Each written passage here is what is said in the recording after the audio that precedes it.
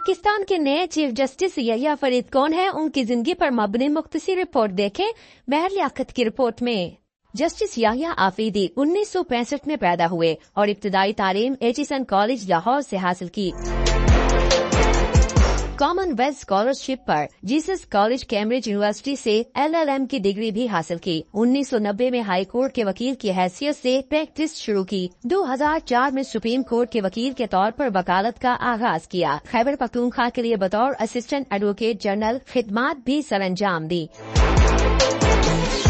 2010 में Peshawar high court के additional जज मुकर्रर हुए, जबकि उनको 15 मार्च 2012 को मुस्तकिल जज मुकर्रर कर दिया गया। 30 दिसंबर 2016 को जस्टिस याह्या आफरीदी ने पेशावर हाई कोर्ट के चीफ जस्टिस के ओहदे का हल्फ उठाया। 28 जून 2018 को सुप्रीम कोर्ट ऑफ पाकिस्तान के जज मुकर्रर हुए। आला अदलिया में मुख्तलिफ मुकदमात की समाअत की और कई लार्जर बेंचेस का हिस्सा भी रहे।